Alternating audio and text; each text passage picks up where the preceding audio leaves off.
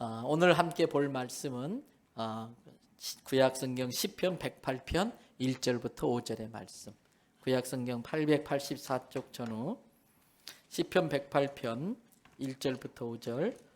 하나님이여 내 마음을 정하였사오니 내가 노래하며 나의 마음을 다하여 찬양하리로다. 비파야 수구마 깰지어다. 내가 새벽을 깨우리로다.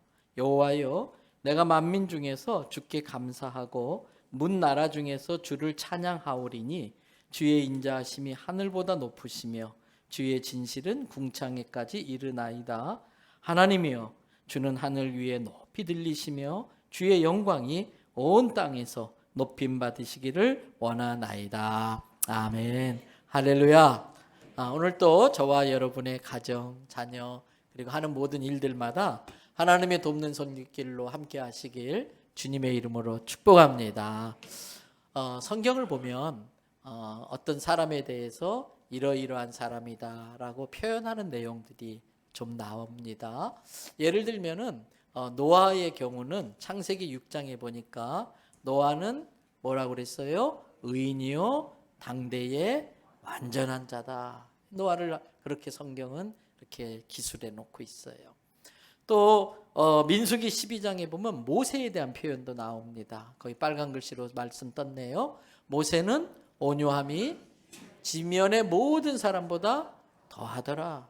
이 세상에 있는 어떤 사람보다 온유함이 이길 수 없을 정도로 모세는 그렇게 온유한 사람이었다.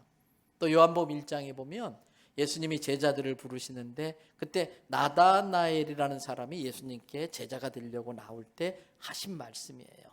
예수님이 나다나엘을 보니까 그 속에 뭐가 없더라? 간사한 것이 없더라. 이 말씀을 준비하면서 그런 생각해 봤습니다. 요즘 제 삶의 모습을 보면 하나님이 뭐라고 말씀하실까? 여러분 지난 한 주 동안 여러분의 삶을 하나님이 보시고 또 지금까지 살아온 내 삶을 보면서 성경에 나에 대해서 혹시 기록한다고 한다면 어떻게 기록되어질 것인가? 자기를 돌아볼 수 있는 그런 기회가 되길 바랍니다. 요즘 아마 주님이 저보고는 하도 일정이 많다 보니까 야, 너 참 불쌍하다 그러실 것 같아요. 그 많은 일정 소화하느라고 얼마나 피곤하냐 힘드냐 수고가 많다 불쌍하다 그러실 것 같아요. 오늘 본문이 시편 108편입니다. 이 시편 108편은 누가 썼을까요? 네. 성경 바로 위에 보면 시편 108편 위에 가로로 해놨어요. 누구의 시라고? 다윗의 시다 그랬어요. 이 시를 쓴 다윗은 성경에 대해서 성경에는 뭐라고 표현했을까? 그게 궁금해요. 성경에서 다윗은 어떻게 소개하고 있을까?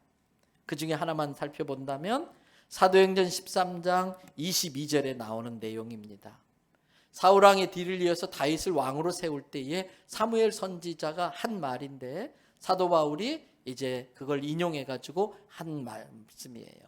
빨간 글씨로 되어 있지요. 하나님께 다윗은 어떤 사람이었다? 마음에 쏙 드는 사람. 하나님의 마음에 딱 맞는 사람. 여러분 여행은요 어디로 가느냐가 중요한 게 아니라 누구랑 가느냐가 중요해요.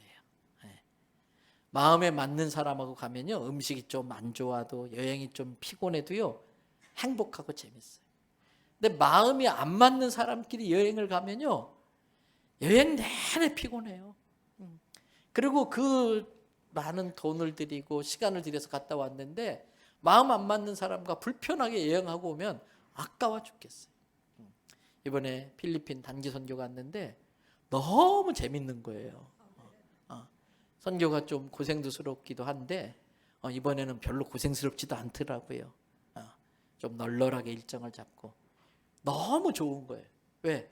같이 갔던 사람들이 서로 배려하고 양보하고 또 막 다른 사람을 챙겨주고 그러니까 마음이 탁착 맞으니까 그렇게 행복하고 재밌는 겁니다. 일도 손발이 맞아야 됩니다. 일도 마음이 맞아야 됩니다. 이제 이번 수요일 날 꼭 나오셔요. 우리 교회는 해마다 마지막 수요일에 성탄 트리 점등식이라는 걸 합니다. 촛불 다 들고 저 길가에 대로변에 쫙 서가지고 캐롤송 부르면서 카운트다운하고 트리 점등을 하는데 이번에 제가 총회장이라 전 선결교단에게 공문을 보냈어요. 11월 마지막 수요일 날 트리 점등식 할 수 있도록 이렇게 준비하시고 같이 참여하자고.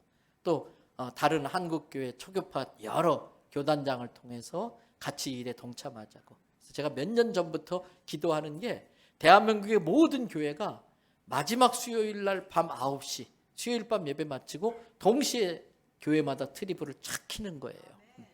근데 이걸 하려면은 우리 문혜식 장로님부터 시작해서 많은 분들이 전등 막 설치를 해야 돼요.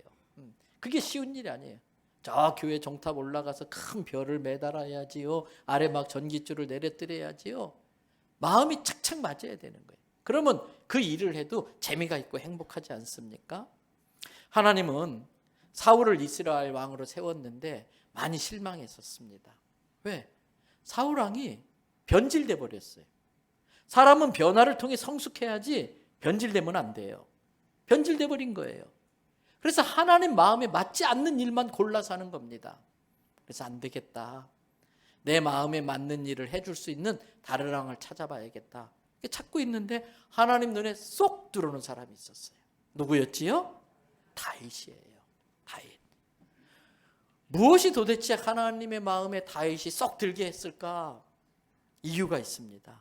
다윗을 다르게 표현하면요, 다윗은 하나님의 영광에 목마른 사람이었습니다. 하나님의 영광에 대한 목마름, 갈급함이 있었습니다. 사람이 무엇에 목말라 하는가, 이거 아주 중요합니다. 지금 대한민국 사람들은 몽땅 그냥 돈에 목말라 하는 것 같아요. 돈에 목말라 하니까 물이 없으면 목마르면 물물물 하는 것처럼 다 돈. 다윗은 하나님의 영광에 목마른 사람이었어요. 그래서 언제나 어디서나 무엇을 하든지 어떻게 해서든지 하나님의 영광을 드러내야겠다. 하나님의 영광을 지켜내야겠다. 그것에 최선을 다하는 사람이었어요. 그래서 다윗은 하나님의 영광이 가려지거나 하나님의 영광이 모욕당하거나 훼손당하는 것을 견딜 수가 없었어요. 사무엘상 17장에 잘 아는 내용이 나옵니다. 이스라엘이 블레셋과 전쟁을 합니다. 그때 블레셋 대표 장군이 골리앗입니다. 근데 이 골리앗이 하나님에 대하여 입에 담을 수 없는 말을 막 내뱉는 거예요. 근데 이스라엘 군대들, 특별히 다윗의 형들, 하나님의 영광이 모욕당하든 말든 전부 다 숨어버려요. 왜? 하나님의 영광보다 뭐가 더 중요하다는 거예요? 자기 목숨이. 자기 목숨 1번, 하나님 영광 2번. 근데 거기에 다윗이 아버지 심부름을 갖다가 골리앗이 내뱉는 말을 듣고 피가 거꾸로 도는 것 같았어요. 저런 어떤 놈이 우리 하나님을 저렇게 욕하냐고. 그러면서 그 골리앗을 상대하러 나가면서 했던 유명한 말 우리가 잘 알지요. 사무엘상 17장 45절부터 나오는데, 다윗이 블레셋 사람에게, 즉 골리앗에게 이르되 너는 칼과 창과 단창을 가지고 오지만 난 누구의 이름으로 나간다? 네가 지금 모욕하고 있는 그 여호와의 이름으로 너를 치러 갈 거야. 그러면서 46절에 오늘 여호와께서 너를 내 손에 넘기실 거야. 하나님이 나를 사용해서 너 목을 치게 할 거고, 너 군대의 시체들을 전부 다 공중에 새와 들짐승에게 먹이를 주어가지고, 46절 뒤에 뭐라고 되어 있어요? 온 땅으로 하여금 이스라엘에 누가? 하나님이 계신 걸 알게 하겠다. 여러분 직장에 나가서도요, 하나님이 나와 함께 하신다는 거 믿으시기 바랍니다. 믿지 않는 사람 입에서 당신하고는 하나님이 함께 계시네요, 당신이 믿는 하나님 정말 살아계시네요, 이런 소리 들으시기 바랍니다. 47절 보세요. 여호와의 구원하심은 칼과 창에 있지 아니함을 이 모든 무리가 알게 하겠다. 저는 지난주도 북한에서 IBM급의 미사일을 로켓을 우주로 쌓아 올렸어요. 러시아의 기술을 이제 전수 받아가지고 인공위성을 달아서 인공위성을 띄우는 건데, 인공위성 다는 자리에 핵포탄 실어버리면 이건 엄청난 IBM 핵미사일이 돼버리는 거예요. 여러분, 북한을 도와도 지혜롭게 도와야 돼요. 우리는 정말 굶어 죽는 사람 돕겠다고 막 보내줬는데 그 사람들은 계속 굶어 죽고 있고, 그거 다 갖다가 핵 무기 개발하는데 써버렸기 때문에 지금 굉장히 곤란한 상황에 우리가 처해 있는 거예요. 미국 때문에 핵을 개발할 능력이 있으면서도 자체적 핵을 갖기도 참 어렵고, 하여튼 지혜롭게 도와야 돼요.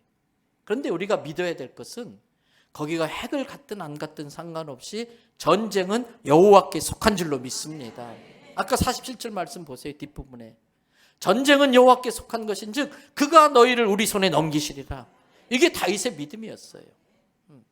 하나님의 영광을 위해 산다면 하나님의 영광을 지키라고 어떤 원수마귀도 이기게 만드실 줄로 믿습니다. 여러분, 다윗의 형들과 다른 이스라엘 군인들은 하나님의 영광이 모욕당하든 말든 자기 목숨을 지키는데 급급했어요. 여러분, 그걸 뭐라 그러느냐? 생존 본능이라고 말해요. 생존 본능. 그런데 이 생존 본능에 대해서 우리가 좀 생각해 봐야 될 것이 있습니다. 저는 TV 프로 중에 동물의 왕국 프로를 아주 재밌게 봐요. 그 아프리카에 있는 그대로의 막 아주 날 것 같은 그 영상들이 정말 생생하잖아요. 리얼하잖아요. 근데 거기에 나오는 동물들을 보면서 크든 작든 모든 동물들의 공통점이 있더라고요. 동물들은 세 가지예요. 먹을 것 확보하는데 그들의 모든 삶을 다 써요. 모든 시간을 써요. 두 번째, 안전을 확보하는데 온갖 신경이 곤두서 있어요. 늘 두려워하면서 두리번두리면서 어디가 더 안전한가. 세 번째, 종족 번식에 있어서는 최선을 다해요. 종족 번식에 있어서는 어디에서 그런 지혜가 나올까 싶을 정도로 최선을 다해요. 그래서 아마 이렇게 겨울이 시작되는 이때쯤이면 숲속은 굉장히 분주할 거예요. 숲속 친구들은 굉장히 바쁠 거예요. 요즘 다람쥐는 뭐하고 돌아다닐까요? 네. 열심히 도토리 집어넣고 있겠지요. 가지고 자기 구멍에다 계속 모으고. 왜? 겨울에 먹을 게 없으니까. 캐나다에 있는 곰들은 어떻게 할까요? 지금쯤 연어가 올라오는 강의 길목을 지키고 있어요. 이 연어는 태평양에서 살다가 태어나면 민물에서 태어나서 태평양 갔다가 삥 바다에 살다가 죽을 때쯤 되면 알을 낳고서 죽는데 자기가 태어난 곳으로 올라와요. 이 곰들이 그 길목을 기가 막히게 알아가지고 막 연어를 잡아먹어서 겨울잠 잘 때 필요한 지방을 이렇게 찌워가지고 가요. 생존 본능이에요. 연어들은 잡혀 먹는 줄 알면서도 그 거친 물살을 거꾸로 헤치고 올라가요. 살점이 다 뜯겨나가. 지느러미가 다 뜯어져 나가. 그러면서도 마지막까지 올라가서 알을 낳고 거기다가 새끼를 퍼뜨리고 연어의 삶을 마감해요. 종족 본능이지요. 얼마 전에 EBS 방송국에서 그 동물들 또는 생물들의 그 종족 번식에 대한 다큐멘터리를 봤습니다. 어떻게 종족을 이렇게 퍼뜨리고 이어가나. 정말 신비롭더라고요. 어떻게 저런 지혜가 있을까 할 정도로. 새들이요, 와가지고 예쁜 날개 깃털을 가지고 막 나무에 올라갔다 땅에 올라갔다 막 자기 나름대로 뭘 만들어 놓고 막 건축을 했더라고요. 그리고 막 댄스를 하는데요, 막 팔자로 춤을 췄다가. 근데 대부분이 다 수컷들이 춤을 추더라고요. 암컷들한테 나를 간택해 주시옵소서 막 그러면서 막 소리를 막 내. 그게 뭐예요? 나 여기 있어요. 나 이렇게 노래 잘해요. 나 이렇게 건강해요. 그걸 지금 과시하는 암컷한테. 근데 그 중에 충격적인 장면이 있었어요. 여러분, 사마귀 교미하는 장면 영상으로 본 적 있으신가요? 암컷 사마귀와 수컷 사마귀가 한 몸이 돼가지고 교미를 하는데 교미가 끝나갈 때쯤 되니까 암컷이 수컷 머리를 잡아먹기 시작해. 이 사마귀가 수컷 머리통부터 막 잡아먹는데 몸뚱아리 아직 살아있으니까 막 꿈찔꿈찔하면서 자기의 모든 정액을 암컷이 다 쏟아붓는 거예요. 마지막 순간까지 자기 역할을 하고 가요. 그러면서 그 나라이트 설명하는데 태어날 새끼들을 위해서 자기 수컷이 몸을 영양분으로 다 주고 가는 거예요. 이게 종족 번식 본능이에요. 여러분, 그것이 하나님이 정한 창조 질서입니다. 근데 사람도 하나님의 창조물이잖아요. 그래서 사람도 종족 보존 또는 안전에 대한 욕망, 이 창조 생존에 대한 본능도 사람들 모두에게 다 있어요. 그런데 사람과 짐승이 다른 게 있습니다. 사람에게는 하나님이 지으시고 마지막에 그 코에 뭘 불어넣으셨어요? 생기를 불어넣어서 생명이 됐다고 그랬어요. 즉 사람은 영적 존재인 것이지요. 때문에 사람에게는, 짐승에게는 생존 본능의 영역만 있다면, 물질적인 영역만 있다면 사람에게는 그 물질적인 영역 외에 영적인 영역이 있어요. 때문에 동물들은, 다른 짐승들은 생존 본능이 필요한 조건만 갖추어지면 괜찮아요. 근데 사람은 영적 존재이기 때문에 육적인 영역의 생존 본능만 다 갖추어졌다고 해서, 육적인 영역의 생존만 다 보장되어진다고 해서 행복한 게 아니에요. 영적인 영역이 충족되지 않으면 육적 영역의 생존 본능의 조건들이 다 갖추어졌어도 왠지 모르게 불안해요. 왠지 모르게 허전해요. 허무해요. 왜? 사람에게는 하나님만 채워줄 수 있는 영적 영역이 있기 때문에 그래요. 이걸 영적 본능이라고 그럽니다. 때문에 두려우니까, 이 영적 본능을 통해 느끼는 두려움이 있으니까 점보러 가는 거예요. 점보러 가는 거예요. 어떤 분이 그러더라고요. 옛날에 미아일에 점집이 많았었는데 가서 계속 점보러 가러 붙으니까 나 교회 다녀 그랬더니 우리 고객 중에 권사님들도 많아요 그러더래. 정신 차려야 돼. 무당 굿하는 것도 그런 영적 본능의 욕구, 두려움 때문에 그런 거예요. 그래서 자칫 잘못하면은 우리는 영적인 영역은 무시하고 생존에 필요한 조건만 갖추려고 거기에 몰입하다 보면 결국은 짐승과 다를 바가 없어요. 먹을 것을 확보하고 안전을 보장받고 자식을 번식시키고, 이것에 인생의 모든 걸 올인하면은 절대 잘 사는 인생이 아니에요. 그게 갖춰진다고 해서 다 해결되는 게 아니에요. 여러분, 솔로몬 모든 걸 갖춘 사람이에요. 먹을 거 솔로몬만큼 다 갖춰오는 사람이 어디 있겠어요. 안전, 제일 안전한 왕궁에서 최고의 군인들이 지켜주는 데서 살고 있어요. 자식, 마음껏 자식을 낳을 수 있는 모든 걸 갖춘 사람이 솔로몬이에요.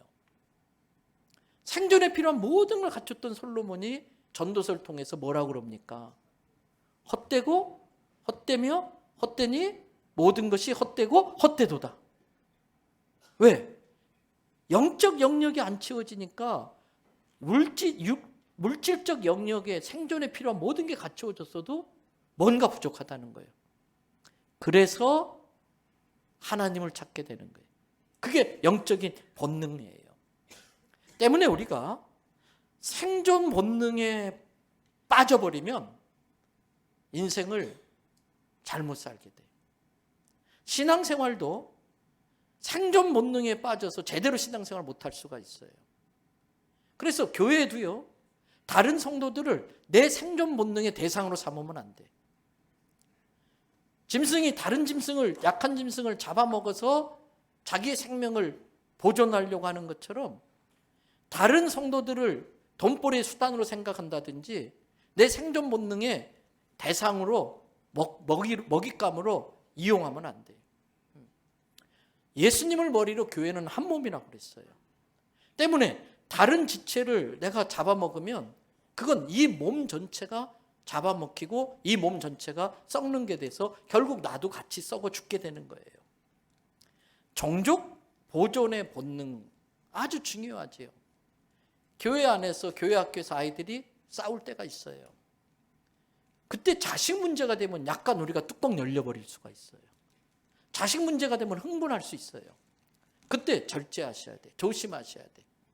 그래서 아주 침착하게 오히려 그러한 것들을 내 아이의 신앙 성숙의 교육의 기회로 잘 활용할 줄 알아야 돼요. 안타깝게도 많은 사람들이, 그리스도인들 중에서도 생존 본능에 묶여 사는 사람들이 많이 있어요. 저는 그러한 다큐멘터리 같은 거, 동물의 왕국 보면서 그 나레이터가 재밌잖아요. 뭐 개미가 막 물어옵니다. 뭐 개미탑을 쌓습니다. 막 그러는데 사람들을 찍어서 중계방송하면 어떨까 생각이 들어봤어요. 지금 임석원 개미가 SK아파트에서 나오고 있습니다. 그 뒤에 이정수 개미가 따라오고 있습니다. 무엇에 성질 났는지 소리를 꽥 지릅니다. 아마 둘이 싸웠나 봅니다. 그 모든 압축의 내용은 먹거리 확보하겠다, 안전 보장하겠다, 자식들 어떻게 지켜내느냐, 그런 것 아니겠어요? 성경은 하나님의 형상으로 창조되어서 하나님의 영, 인격적인 존재로 창조된 인간은 달라야 된다고 말을 해요. 생존 본능은 하나님이 책임져 주시는 것이고, 사람들은 하나님의 창조 목적을 따라 살 때에 삶의 가치가 있고 존재 이유가 있고 삶의 의미가 있다고 가르쳐줘요. 그러면 창조 목적이라는 게 뭘까? 여러분, 기독교의 신앙을 교리적으로 잘 정리해 놓은 문답집이 있는데, 그 중에 대표적인 게 작은 문답들, 작은 책이다 그래서 소요리 문답집이라는 게 있어요. 그 소요리 문답집에 여러 성경의 내용을 교리적으로 질문하고 대답하고 질문하고 대답하고 돼 있는데, 제1질문이 제일 중요해요. 제1질문이 해결되지 않으면 나머지 질문은 의미가 없는 거예요. 근데 제1질문이 뭔지 아십니까? 교육 받으신 분은 알 거예요. 사람의 제일 되는 목적은 무엇인가? 이게 질문이에요. 사람의 제일 되는 목적은 무엇인가? 이 질문의 답을 제대로 풀지 않으면 나머지 질문은 의미가 없다니까요. 그런데 그 답이 이렇게 되어 있어요. 한번 따라 합시다. 사람의 제일 목적은 하나님을 영화롭게 하는 것과 그를 영원토록 즐거워하는 것이다. 한 번 더 따라 합시다. 사람의 제일 목적은 하나님을 영화롭게 하는 것과 그를 영원토록 즐거워하는 것이다. 생존의 조건을 보장하는 게 인생의 전부라고 생각하는 사람은 이런 질문, 이런 대답은 야, 웃기지 마라, 이렇게 할 거예요. 그러나 이 질문에 대해서 정확한 답을 나의 삶의 중심에 두지 않으면 생존에 필요한 모든 게 보장돼도 행복하지 않다니까요. 걱정과 근심과 염려, 왠지 모를 우울함, 우울증, 허무함, 허전함, 여기에 인생의 삶의 의미를 느끼지 못하며 살 수밖에 없는 것입니다. 그러므로 결국은 우리 인간은 하나님의 피조물로서 하나님께 영광을 돌리고 하나님을 즐거워하는 것을 제일의 목적으로 삶의 방향을 맞출 때에 모든 게 다 정리되어 정돈되어지고 모든 게 충만해지고 모든 나의 인생의 어려운 문제들이 근원적으로 해결될 수 있는 거예요. 그렇게 살겠다고 하는 사람들에게 예수님을 통해 주신 엄청난 약속이 있어요. 그게 마태복음 6장 33절이에요. 잘 아는 말씀이지요. 그런즉 다 같이 너희는 먼저 그의 나라와 그의 의를 구하라. 그리하면 이 모든 것을 너희에게 더하시리라. 말씀 그대로 띄워놓으세요. 그의 나라와 그의 의, 이건 짐승들은 상관없는 영역이에요. 여러분 집에 막 개가 똑똑하다고 자랑하는 분들이 꽤 있어요. 가가지고 너 그의 나라와 그의 의를 구해라. 멍멍 그래요. 그 해석할까요? 멍멍. 개소리 마세요. 멍멍 그래요. 그건 아무 상관없어요. 그건 상관없어요. 오직 걔네들은 이 모든 것, 동물들, 짐승들은 이 모든 것에 모든 관심이 있어요. 그런데 이 모든 것은 생존을 보장하는 영역, 그건 하나님이 책임지겠다는 거예요. 나의 형상으로 지음받은 인간들, 영적 존재는 먼저 하나님의 나라와 의를 구하는 걸 제일 목적으로 삼아라. 그래야면 생존에 필요한 이 모든 건 내가 더해주겠다. 이게 우리의 믿음 되어야 하는 것입니다. 이것이 우리의 믿음 되시기를 바랍니다. 그 믿음에 충실해서 하나님의 영광만을 위해 살았던 사람이 다윗입니다. 그래서 다윗은 오늘 본문 시편 108편 8절 5절 말씀에서 이렇게 말해요. 다 같이 한번 읽어볼까요? 하나님이여 주는 하늘 위에 높이 들리시며 주의 영광이 온 땅에서 높임 받으시기를 원하나이다. 소원, 원하는 게 뭐냐? 다윗아, 네가 원하는 게 뭐냐? 주님이 하늘 위에 높임 받으시길 원합니다.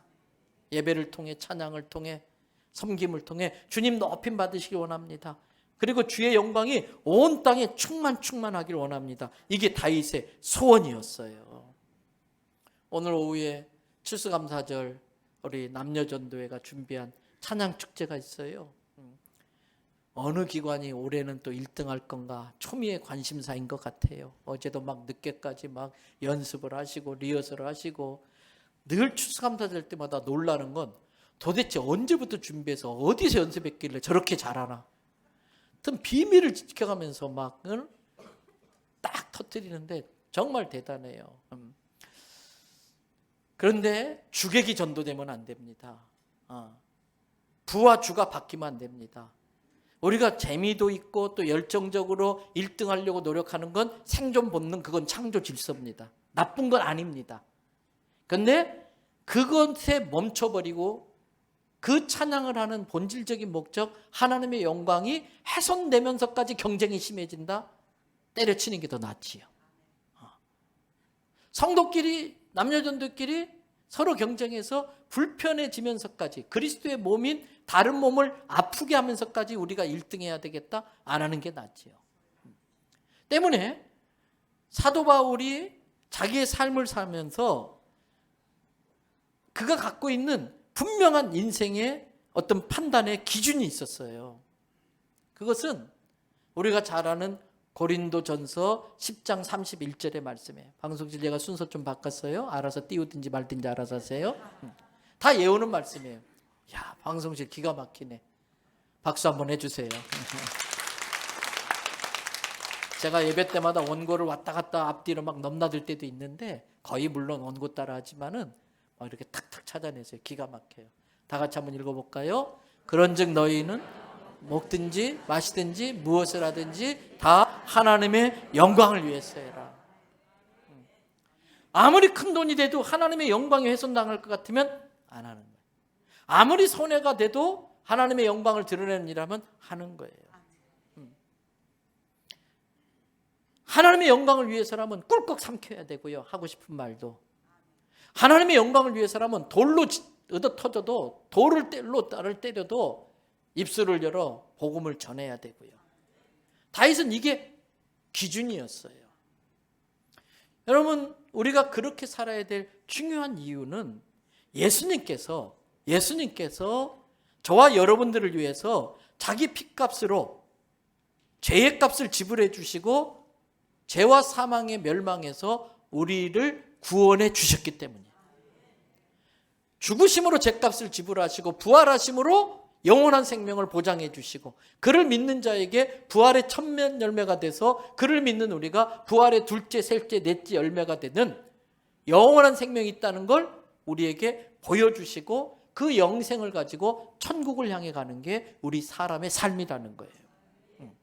바울은 그때까지 예수님이 자기의 피값으로 나를 사셨으니 나는 주의 것이다. 이제 나는 주의 것이니까 주의 영광을 위해 살겠다고 고린도후서 5장 15절에서 고백을 하고 있어요.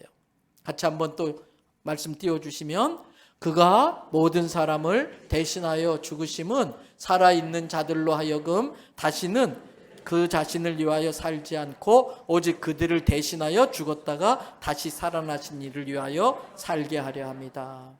말씀 그대로 띄워주시고요. 여기서 그는 예수님이에요.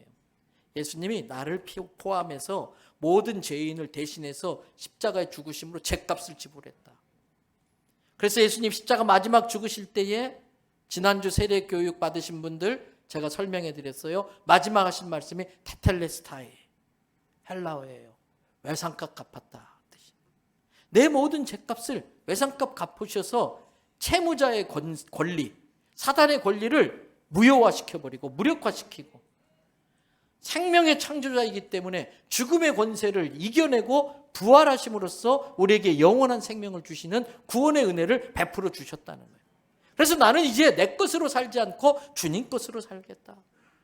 아프리카에 한 원주민이 죽을 병에 걸렸어요. 선교사님이 갖고 있는 약을 써서 이 사람을 살려줬어요. 이번에도 우간다 가서 제가 느끼고 온 건데, 여러분, 별거 아닌 병에 죽더라고요.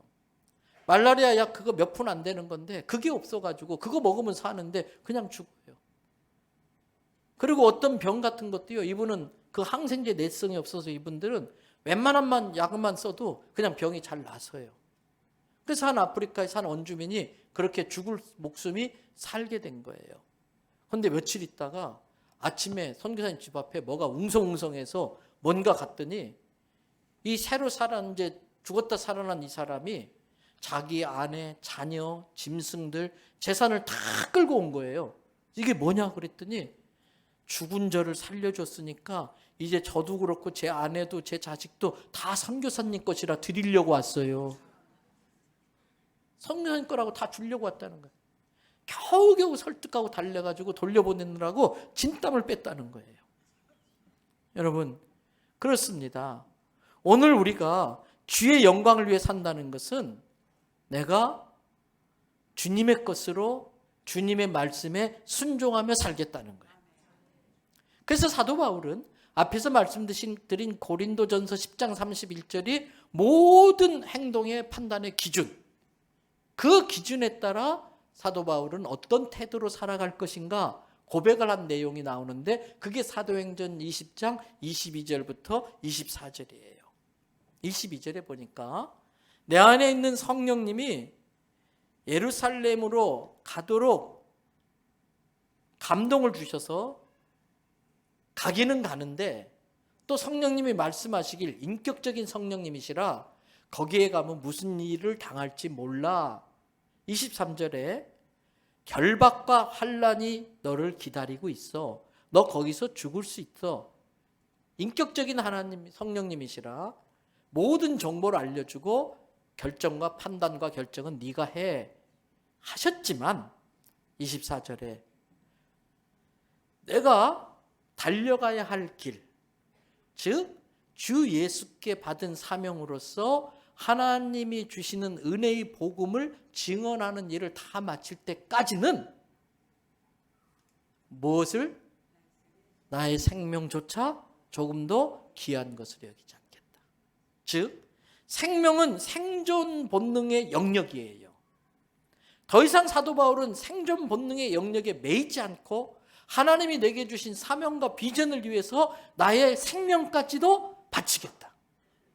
다윗의 형들과 이스라엘 군인들은 골리앗 앞에 생존 본능에 묶여서 하나님의 영광이 어떻게 되든 말든 사명이 뭐든 다 내팽개쳤지만 다윗은 자기 목숨의 위험과 상관없이 하나님의 영광을 위해 자기의 몸을 드린 것처럼 사도 바울도 은혜의 복음 증거하는 일을 마치려 하면은 나의 생명조차 귀한 것으로 여기지 않겠다고 한 거예요.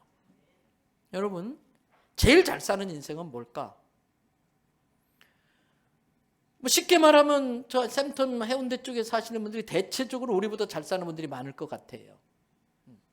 그런데 과연 그분들이 우리보다 다 행복할까? 물론 행복한 분도 있겠지만 잘 사는 분도 있지만 거기에 산다고 우리보다 더 넉넉하게 산다고 그래서 인생을 잘 산다든지 행복함을 보장받고 사는 것 같진 않아요. 또 판자촌에 사는 분들이 있어요. 우리보다 훨씬 더 열악하게 살아요. 근데 그분들이 우리보다 덜 행복할까? 그분들이 우리보다 불행할까? 아닐걸요? 훨씬 더 우리보다 행복하게 사는 분들이 얼마든지 많이 있어요. 그것을 좌지우지하는 것, 진짜 잘 살고 못 살고 그걸 결정짓는 것이 뭘까? 만들어진 목적대로 쓰임받고 만들어진 목적대로 살고 있느냐는 거예요. 여기 있는 종, 예배 시작할 때도 요긴하게 쓰여지지만 졸 때도 이게 굉장히 효과가 있어요. 지금 깊은 묵상 가운데 주님과 직접 대면하시는 분들이 계세요. 나는 주님부터 직통 계시를 받겠다. 그런 분들 깨우는데 이게 효과가 있어요. 근데 이게 단단하잖아. 제가 이거 가지고 호두 까는 데 써요. 호두 까는 데 써요. 그건 잘못 사용하는 거지요. 이 종은 특별한 택함을 받아서 그냥 종이라고 부르지 않고 거룩한 물건, 성물이라고 불러요. 최고로 잘 쓰임받는 거예요. 종들 중에서 택함 받은 종이에요. 우리 인생도 하나님이 나를 지은 목적 따라 사는 게 가장 가치 있는 삶을 사는 것이고 가장 의미 있는 삶을 사는 것이지요. 그래서 오늘 우리도 사도 바울처럼 하나님의 영광을 위해서 살 때에 영적 영역이 충족됨으로 말미암아 생존 본능에 필요한 모든 것들을 하나님이 책임져 주신다는 게 우리의 믿음 되시기를 바랍니다. 때문에 우리의 삶은 삶의 현장에서 하나님께 영광 돌리는 삶을 살아내야 돼. 마태복음 5장 13절에서 16절에 예수님이 너희는 세상에 뭐라고 그랬어요? 소금이다. 세상의 모든 사람들이 죽을 지경이라고 그래. 속상해 죽겠네. 속 썩어 죽겠네. 소금의 역할은 뭐예요? 썩지 않게 하는 거예요. 속이 썩어서 속이 상해서 죽을 지경에 있는 그 사람들에게 내가 가서 살맛 나는 세상 나게 만들어주는 거예요. 네, 웬만한 음식도요, 소금 한번 조금 넣으면요 맛이 확 살아나요.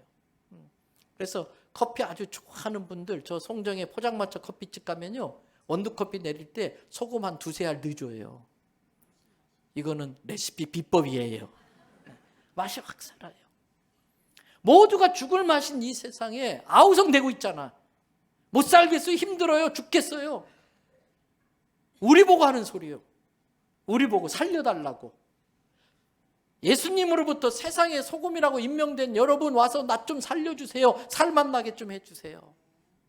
또 15절에 뭐라고 그랬어요? 너희는 세상에 뭐라고 그랬어요? 빛이다.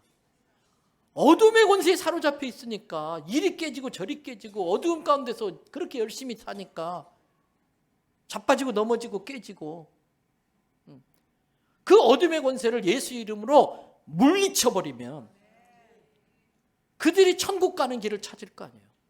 생존 본능에 사로잡혀서 어둠 가운데 그냥 마귀의 종로를 타고 있는 그들이 우리가 세상의 빛으로 쫙 그 어둠의 권세를 몰아낼 때에 비로소 이게 인생의 전부가 아니구나. 나는 하나님이 지으신 하나님의 피조물이구나. 내가 살아야 될 진짜 인생의 목적이 있구나. 이걸 깨달을 때에 판자촌에 살아도 불행할 수 있고 가난할 수 있는데 불행할 수 있고 가난할 수 있고 했는데 판자촌에 살아도 행복해질 수 있는 길을 찾을 수 있는 것이고 정말 대단한 집에 살면서도 불행하다고 느껴지는 사람, 대단한 집에 살면서도 인생 살 의미가 없어서 뛰어내리려고 하는 사람들을 붙잡아 줄 수 있는 일을 우리가 할 수 있다는 거예요. 때문에 신앙생활은 더 이상 관념적이면 안 돼요. 추상적이면 안 돼요. 신앙생활은 실제적이 돼야 돼. 구체적이고 생활 속에 실천되어져야 돼. 그게 16절입니다. 마태복음 5장 16절. 이같이 너희 빛이 사람 앞에 비치게 하여 그들로 그 다음 뭐라고 되어 있어요?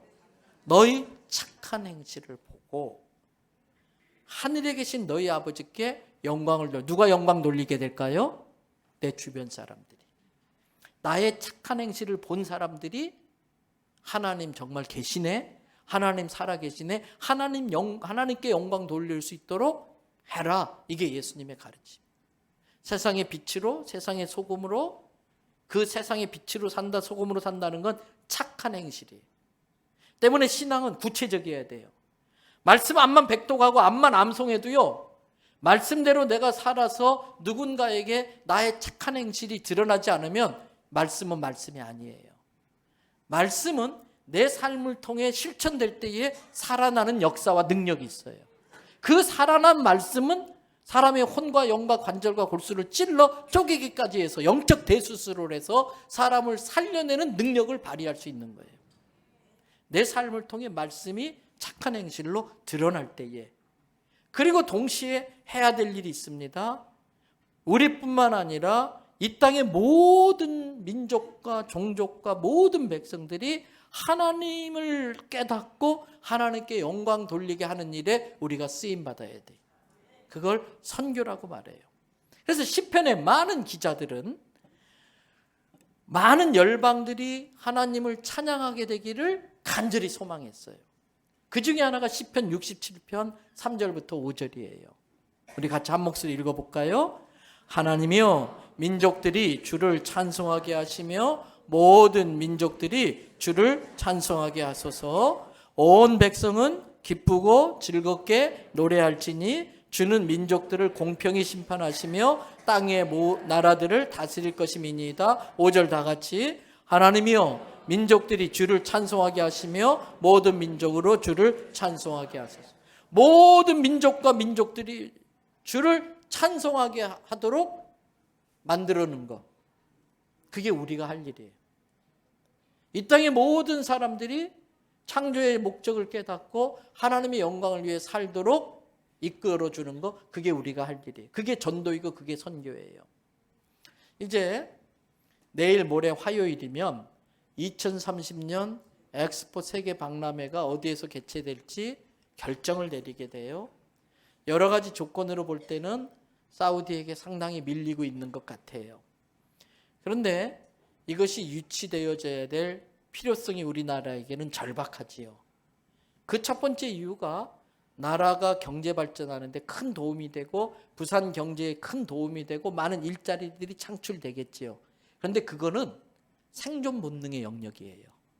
그런 이유로 엑스포가 유치되길 바라는 건 생존 본능의 영역이에요. 그건 당연히 창조 질서 가운데 생존 본능이라는 게 있으니까 당연히 그렇게 해야 돼요. 그러나 그리스도인은 한 단계 더 나가야 돼요. 엑스포가 유치되어지는 이유가 생존 본능에 도움되기 때문이 아니라 그걸 한 단계 더 넘어서서 우리에게는 어떤 목적이 있느냐. 여러분 필리핀 이번에 갔다 오는데 비행기 싸기 1인당 얼마나 많이 드는지 몰라요. 가성비가 많이 떨어져요. 해외 선교라는 것. 그래도 한 영혼이 너무나 귀하기 때문에 그 많은 재정을 들여서 선교사를 파송하고 후원하고 단기 선교를 가는 거예요. 그럼에도 불구하고 가성비로 따진다면 굉장히 가성비 떨어지는 선교 방식이에요. 근데 2030년 박람회가 이 부산에 유치되면 자기들 돈으로 우리나라를 전 세계 200국의 나라들이 막 찾아봐요. 그것도 등록 엑스포와 인정 엑스포가 있어요. 인정 엑스포는 약간 짝퉁이에요. 정식 엑스포는 아닌데 그냥 인정해 주는 거예요. 그래서 대전 여수에서 있었던 박람회는 인정 엑스포예요. 3개월 만에요. 정식 엑스포는 등록 엑스포인데 이건 6개월 동안 하는데 지난주도 말씀드렸지만 파리 에펠탑이 파리 엑스포 박람회 때 그걸 준비해서 만든 건데 그 에펠탑 하나가 100년 넘게 파리 사람들을 먹여 살려요. 내년에 25년도는 오사카에서 있어요. 오사카는 아주 큰 세계 최대의 목조 건축을 지금 하고 있어요. 부산 30년 유치되어지면 많은 것들이 그렇게 되어지는데 그때에 전 세계 사람들이 오고 그거 끝나고도 계속해서 그것 때문에 부산을 찾게 돼요. 그럴 때 우리들이 해야 할 일은 내 돈 내고 날 잡아주세요 하고 들어오는 그 전 세계의 많은 사람들에게 복음을 전할 찬스로 써야 되는 거예요. 그래서 2030년 되면 전 세계 언어로 사형리를 번역해서 제작하고 전도지를 제작해서 우리 교회에서 엑스포가 부산에 유치된다고 하면 엑스포가 열리는 장소에서 제일 가까운 교회들 중에 큰 교회 중에 하나가 우리 교회예요. 때문에 이건 우리 교회가 영혼 구원의 전도의 선교의 기가 막힌 찬스를 우리가 갖게 되는 거고 그걸 우리가 사명감으로 느끼고 준비해야 되는 거예요. 그래서 기도하자는 거예요. 결국은 나의 착한 행실을 통해 내 주변에 믿지 않는 사람들이 하나님의 영광을 깨닫고 예수 믿게 만들어야 되고 더 적극적으로는 세계 선교도 하고 우리에게 찾아오는 기회들을 만들어서 하나님께 영광 돌릴 사람들을 전도해 내는 것이 우리가 해야 할 일이라는 것이지요. 여러분 때문에 말씀 마무리하십시다. 불교는 마음을 비우라고 그래요. 모든 인간의 고통이 욕심에 속기 때문에 고행과 수행을 통해서 마음 비워라. 기독교 마음 비우면 큰일 나요. 귀신들이 들어와요. 때문에 기독교 마음을 채워야 돼. 뭐로? 말씀으로 채우는 거예요. 말씀이 육신이 되어서 우리 안에 거하시니 그분이 예수님이다. 예수님을 내 안에 모신다는 건 말씀을 채우는 거예요. 말씀이 채워지면 말씀을 통해 인생의 목적을 깨닫게 돼요. 그걸 사명이라고 말해요. 그 사명을 내가 반드시 이루겠다. 이게 비전이에요. 그러니까 비전이 있는 사람은 나이에 상관없이 젊은이에요. 비전이 있는 사람은 인생이 재밌어요. 비전이 없는 사람은 아무리 돈이 많아도 아무리 돈을 써도 그것도 어느 정도지 어느 시점 가면은 허무해지는 거예요. 비전이 없으니까 그런 거예요. 그 비전을 이루고자 하는 게 의욕이에요. 기독교인은 탐욕이 되면 안 되고요. 의욕이 돼야 돼. 탐욕이 잉태한 즉, 욕심이 잉태한 즉 죄를 낳고 죄가 장성해 사망에 이른다. 그 탐욕을 의로운 욕심으로 바꿔내야 돼. 뭐가 의로운 욕심이냐? 나의 달려갈 길, 주 예수께 받은 사명을 맞추기 위하여 내 모든 시간, 재정, 달란트, 내 삶을 바치려고 하는 열정이에요. 저는 우리 대연성교회 모든 성도들이 이 의욕에 불타시기를 바랍니다. 그리고 필요한 게 의분이에요. 거룩한 분노. 나라가 점점 동성애로 빠지고 젊은이들이 타로점 보고 젊은이들이 하나님의 창조 질서에 반하는 가치관에 현혹되어서 결혼도 안 하고 자식도 낳지 않으려고 하는 것. 어제도 결혼 예비자 교육을 하면서 적어도 셋은 낳아야 된다 그랬어요, 제가. 여러분, 반려묘, 반려견을 키우는 분들은 많은 도움이 돼서 키우지만 어떤 경우는 버리기 쉬워서 그럴 수도 있어요. 자식을 못 버리니까. 얼마나 이기적인지 몰라. 하나만 낳는다? 왕자님, 공주님으로 키우면요, 나중에 부모한테 왕노릇 하려고 그래. 둘이 싸우면 말릴 사람이 없어. 그래서 셋이 필요한 거예요. 내가 있고 너가 있고 제가 있어서 서로 짜고서 왕따 시켰다가 배신 때리고 얘랑 짜고, 이게 사회성이에요. 그래서 셋 이상 자녀 있는 집에서 큰 애들은요, 사회성이 좋아. 문제를 안 일으켜. 여러분,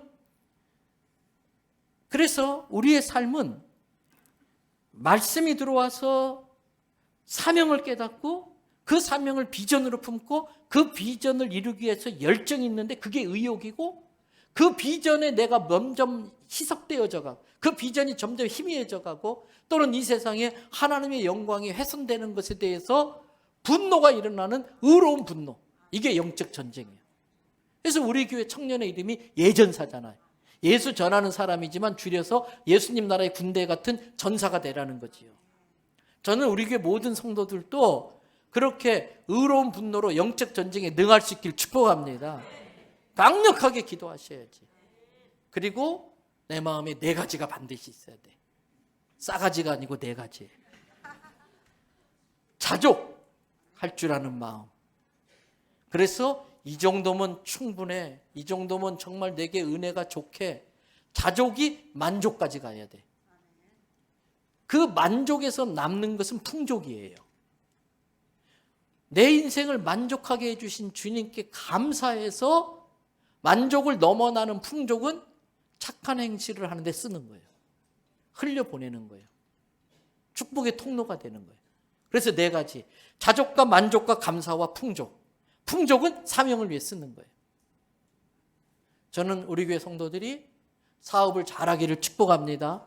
우리 자녀들이 큰 기업가가 일어나기를 축복합니다. 그런데 자기를 위해서 탐욕에 빠져서 그 사업을 일구는 것이 아니고 주님이 도와주시면 자족을 넘어 만족, 그 자체만으로도 충분히 감사하고 주님의 은혜로 풍족해진 것은 하나님의 영광을 위해서 써야겠다. 이러한 삶의 가치관을 갖고 살아가는 우리 성도와 자녀들로 커가게 되기를 주님의 이름으로 축복합니다.